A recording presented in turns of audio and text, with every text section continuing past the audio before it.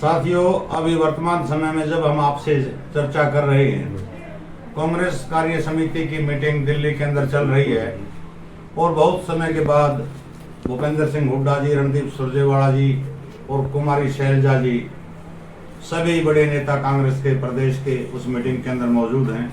तो सीधी सी बात है, चुनावी माहौल है तो टिकटों के ऊपर बातचीत होगी, प्रत्याशियों के चयन के ऊपर मंथन होगा। साथियों, एक स्थिति कई दिन से प्रदेश कांग्रेस कमेटी के नेताओं के अंदर चली हुई है कि विभिन्न सीटों से जिन प्रत्याशियों ने आवेदन किया था वो प्रत्याशी सामूहिक रूप से इकट्ठे होकर के कांग्रेस हाईकमान के नेताओं के पास जाकर के ये गुहार लगा रहे हैं कि फला प्रत्याशी को टिकट मत देना, प्रत्याशी बदल देना, हमारे में से किसी को दे देना, हम पार्टी का साथ देंगे। कल ही बादली विधानसभा क्षेत्र के 18 प्रत्याशी दिल्ली के अंदर कांग्रेस के बड़े नेता चौधरी भूपेंद्र सिंह जी हुड्डा से मिले और दीपेंद्र हुड्डा जी से मुलाकात की। लेकिन भूपेंद्र हुड्डा जी ने और दीपेंद्र हुड्डा जी ने उनकी बात को सुन करके भूपेंद्र हुड्डा जी ने तो ये कहा कि विचार करेंगे, लेकिन एक दो प्रत्याशी ने जब इस प्रकार की बात की तो उन्हें सपाट शब्दों में कहा कि वोट हमने मांगनी है, पार्टी के नेता का काम है वोट मांगना, वोट हम मांगेंगे, प्रत्याशी कोई भी हो। और जब दीपेंद्र हुड्डा जी से उन प्रत्याशियों की मुलाकात हुई तो दीपेंद्र हुड्डा जी ने उन प्रत्याशियों से सीधे रूप में सपाट रूप से एक बात कही कि सिटिंग कैंडिडेट की टिकट हम बादल विधानसभा क्षेत्र से नहीं काट रहे। चर्चाएं तो कांग्रेस पार्टी के अंदर ये भी हैं कि किसी भी विधानसभा क्षेत्र की सिटिंग और गेटिंग का मामला हर विधानसभा क्षेत्र के अंदर चलेगा और किसी भी सिटिंग प्रत्याशी की टिकट नहीं कटेगी।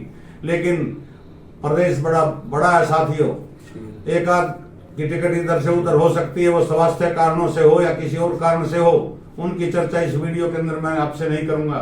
लेकिन मैं चर्चा करूंगा बादली विधानसभा क्षेत्र के बारे में विशेष रूप से। तो पिता पुत्र ने चौधरी भूपेंद्र सिंह हुड्डा जी ने और दीपेंद्र हुड्डा जी ने स्पष्ट रूप से ये संकेत कल कांग्रेस के जो 18 टिकटर थे बादल विधानसभा क्षेत्र से गए थे उनके सामने एक स्थिति तो साफ कर ही दी है कि बादल विधानसभा क्षेत्र से कांग्रेस पार्टी के निशान पर आने वाले समय में कुलदीप वत्स जी चुनाव लड़ने जा रहे हैं। इस चीज को मैं अच्छी बात भी मानता हूं कि कोई कंट्रोवर्सी हो ना हो, कोई वाद विवाद की स्थिति बाद में ना बने, पहले से स्थिति स्पष्ट करके की चला जाए, उतना ही पार्टियों के लिए साथियों बेहतर होता है। और इसी स्थिति के बारे में जैसा उन्होंने स्पष्ट रूप से कहा और भूपेंद्र हुड्डा जी ने तो कहा कि वो कुछ विचार बाद में करेंगे, तो कुछ नेता तो अब भी आश्वस्त हैं कि बाद में विचार करने की अगर बात कही गई है तो हो सकता है कि तुम्हारे नामों के ऊपर भी विचार हो। 2 से 3 प्रत्याशी साथियों बादल विधानसभा क्षेत्र के ऐसे थे जो कल उन प्रत्याशियों के साथ हुड्डा साहब से मिलने के लिए नहीं गए। वो किस कारण से नहीं गए वो अपनी स्थिति जाने, उनके बारे में हम ज्यादा चर्चा नहीं करेंगे। लेकिन प्रमुख रूप से साथियों जब ये बात स्पष्ट निकल करके आ गई कि सिटिंग एमएलए की टिकट कटना बड़ा मुश्किल काम है और हम नहीं काट सकते, तो कई प्रत्याशी जो और थे जिनके खिलाफ कांग्रेस के दावेदार काफी संख्या में थे, उनकी भी जान में साथियों जान आई होगी। क्योंकि हमारे से ज्यादा सूत्र तो आजकल उन नेताओं के वहां पे रहते हैं कि जो नेता टिकट के लिए जिन्होंने अपना आवेदन किया है।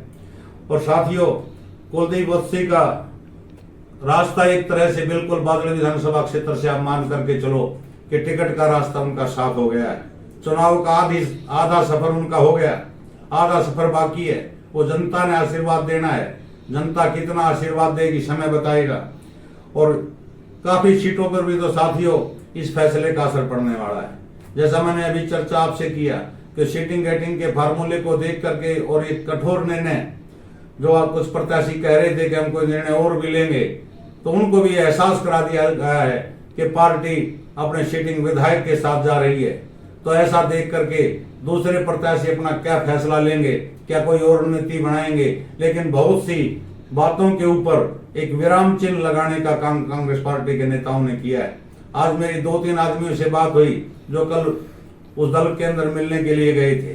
चर्चा तो यहाँ तक की भी आई कि किसी एक नाम के ऊपर 10-12 प्रत्याशियों ने हस्ताक्षर किए थे और उनका विचार था कि हस्ताक्षर किया हुआ कागज हम पार्टी के सीनियर लीडर को दें और ये कहें कि फला प्रत्याशी को अगर आप टिकट दोगे तो हम एकजुट होकर के उनका साथ देंगे। लेकिन किसी कारणवश वो हस्ताक्षर युक्त जो पत्र था वो सीनियर नेता को साथियों नहीं सौंपा गया। और दूसरी एक बड़ी विचित्र बात साथियों आज निकल करके आ रही है, भारतीय जनता पार्टी के मंत्री जेपी दलाल ने बड़ा ही अजीबोगरीब बयान जनता के बीच में मंच से दिया है। उन्होंने बयान दिया कि अगर कहते हैं कि कांग्रेस आएगी, कांग्रेस आएगी, कांग्रेस की सरकार बनेगी, उन्होंने डंके की चोट पर एक बात कही कि अगर कांग्रेस की सरकार बन भी जाए तो दिल्ली में बैठे हुए दो नेता 6 महीने से ज्यादा उस सरकार को नहीं चलने देंगे।